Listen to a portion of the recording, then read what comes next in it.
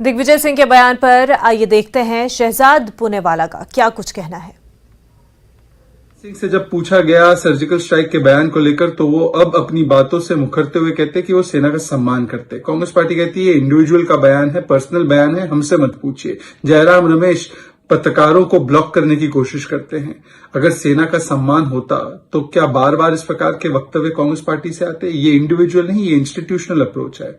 दिग्विजय सिंह अकेले नहीं है। राहुल गांधी ने तो पिटाई हो गई ये कहा था, सर्जिकल स्ट्राइक को खून की दलाली कहा था, सर्जिकल स्ट्राइक संजय निरुपम ने कहा था, बालाकोट एयर स्ट्राइक में चील कौवे मरे ये कांग्रेस के नेताओं ने कहा था, पुलवामा का दोष अधीर रंजन चौधरी से लेकर रणदीप सुरजेवाला ने भारत पर डालने का काम किया था। तो एक लंबी श्रृंखला है। ये दिखाती है कि सेना के मनोबल पर चोट करने का कुत्सित प्रयास कांग्रेस पार्टी लगातार करती आई है और इसीलिए ये इंस्टीट्यूशनल अप्रोच है। और अगर इंडिविजुअल अप्रोच है तो क्या कार्रवाई करेंगे दिग्विजय सिंह, राहुल गांधी वगैरह पर, या केवल मीडिया को धमकाने की कोशिश करेंगे जैसे जयराम रमेश कर रहे हैं? सवाल तो ये भी पैदा होता है कि कांग्रेस पार्टी बार बार इस प्रकार की चीजें क्यों करती है? कांग्रेस पार्टी की इस प्रकार की राजनीति का परिचय बार बार क्यों मिलता है?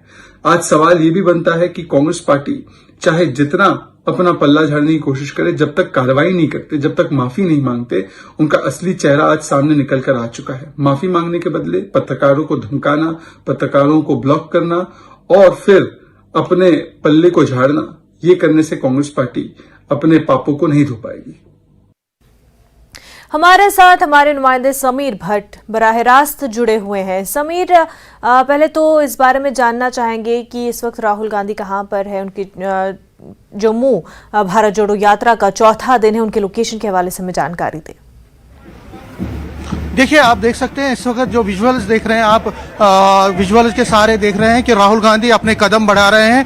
नगरोटा बाईपास से उन्होंने आज शुरू किया, ये चौथा दिन है इनकी यात्रा का जम्मू में, और वो धीरे धीरे कदम बढ़ा रहे हैं। नगरोटा सिटी में जो कंडोली माता का मंदिर है वहां पे तो जाएंगे पहले चरण में आज के, उसके बाद प्रेस कॉन्फ्रेंस है 1 बजे, और उसके बाद शाम तकरीबन 2:30 बजे के करीब वो उधमपुर में 11 किलोमीटर का एक वहां पे पदयात्रा निकालेंगे। तो आज सुबह भारी संख्या में जो लोग भी थे यहाँ पे आए हुए थे, जो नगरोटा और बाकी एरिया से जो कांग्रेस के वर्कर हैं वो यहाँ पे आए थे। और राहुल गांधी को आप देख भी रहे हैं, इस वक्त वो अपने कदम धीरे धीरे बढ़ा रहे हैं कश्मीर की तरफ। अब ये नेशनल हाईवे पर हम पहुंचे हैं, जम्मू कश्मीर नेशनल हाईवे पर हम पहुंचे हैं, और जो जम्मू श्रीनगर नेशनल हाईवे है, कदम उनके बढ़ रहे हैं धीरे धीरे। यहाँ पे प्रेस कॉन्फ्रेंस के बाद वो उधमपुर के बाद कल रामबन, फिर परसों बानिहाल, और उसके बाद अनंतनाग वो 27 तारीख को दाखिल होंगे। तो कदम बढ़ रहे हैं। मेरे साथ इस वक्त बात करने के लिए हैं स्पोक्सपर्सन भी हैं और मीडिया, सोशल मीडिया इंचार्ज है नेशनल कांग्रेस की सुप्रिया जी न्यूज़ 18 से बात करने के लिए शुक्रिया। कैसा रिस्पॉन्स आ रहा है? बहुत बढ़िया। मुझे लगता है हम बहुत अभिभूत हैं। मुझे लगता है कि जो 2 कदमों से यात्रा शुरू हुई थी कन्याकुमारी से कश्मीर तक, वो अपने गंतव्य की ओर पहुंच रही है, और लोगों का जो स्नेह, जो प्यार मिल रहा है इस जाड़े में, सुबह सुबह लोग बाहर आकर हमारा अभिवादन कर रहे हैं। मुझे लगता है हम अपने मिशन में कामयाब हो रहे हैं। जी। तो क्या लगता है, क्या जो आपको रिस्पॉन्स जम्मू कश्मीर में मिल रहा है उसमें किस तरह से आप सेटिस्फाई हैं? आपको लगता है आपको अच्छा रिस्पॉन्स मिल रहा है? जम्मू कश्मीर की क्या समस्या है? जम्मू कश्मीर की समस्या है बेरोजगारी, महंगाई, गरीबी, जो नफरत का माहौल फैलाया जा रहा है, जो टारगेटेड किलिंग्स हो रही हैं। कल हमें यहाँ से कश्मीरी पंडित मिले, उन्होंने बताया उनको बोला जाता है भीख मत मांगो, वो अपने हक की लड़ाई लड़ रहे हैं। ये हर तबके के साथ है, और उन्हीं की आवाज को बुलंद करके आगे पहुंचाना हमारा लक्ष्य है, हमारा काम है।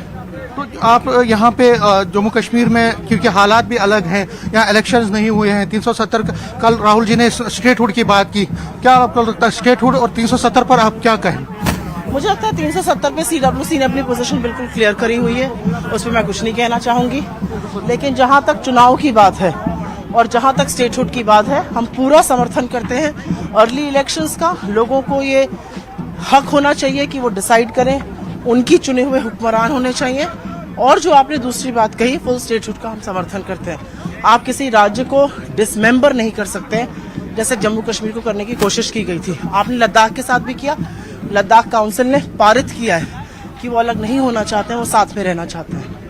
एक चीज यहाँ पे कहना चाहता हूँ कि जो आपने टारगेट किलिंग का सिलसिला कश्मीर में देखा वो चल रहा है, आपको लगता है कि ये एक बड़ा कंसर्न है और गवर्नमेंट को इस पर ज्यादा ध्यान, क्योंकि अब ये राजौरी में, जम्मू में भी फैला हुआ है? ऐसा है कि जिन कश्मीरी पंडितों के पीड़ा और उनके पेन और उनकी वेदना को लेकर आपने गंदी सियासत करी, जब उनकी टारगेटिंग किलिंग हो रही है, चाहे मिस बाला हो, चाहे राहुल भट्ट हो, ऐसे तमाम हो 29 से 30 वाकये सामने आए हैं जहां पर टारगेटेड किलिंग हुई है कश्मीरी पंडितों की, नॉन लोकल लेबर की, नॉन मुस्लिम्स की। इसके बारे में आपको क्या कहना है? मुझे लगता है सरकार को जवाब देना पड़ेगा। गंदी सस्ती सियासत से छुटकारा चाहिए लोगों को। आपने हमेशा, आपकी पार्टी ने भी, आप खुद कह रहे हैं कि आपने शहादत दी, आपके प्राइम मिनिस्टर 2 शहीद हुए, लेकिन फिर भी कुछ स्टेटमेंट्स आते हैं जैसे दिग्विजय सिंह का स्टेटमेंट, क्या आपको लगता है बचना चाहिए? मुझे कुछ नहीं बोलना है। मुझे लगता है उसमें पोजीशन बिल्कुल जयराम रमेश जी ने, हमारे जनरल सेक्रेटरी कम्युनिकेशन है, क्लियर कर दी है। ये उनका व्यक्तिगत बयान है, इस पे हमें कोई टिप्पणी नहीं करनी है। ये बताइए कि अभी आपने जो मैं सुन रहा था, आप चाइना की बात कर रहे थे, आपको लगता है कि जो गवर्नमेंट है वो तो कहती है कि चाइना के साथ, आपको भरोसा इतना नहीं है कि गवर्नमेंट पे जो वो कह रही है कि चाइना पे? आपको भरोसा है गवर्नमेंट पे? आप यहाँ के रहने वाले हैं, आपको भरोसा है गवर्नमेंट पे?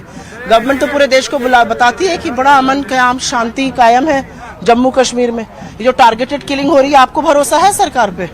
इस सरकार पे किसी को भरोसा नहीं है। ये सरकार कोई डेटा नहीं देती है, ना गरीबी का, ना बेरोजगारी का, ना महंगाई का।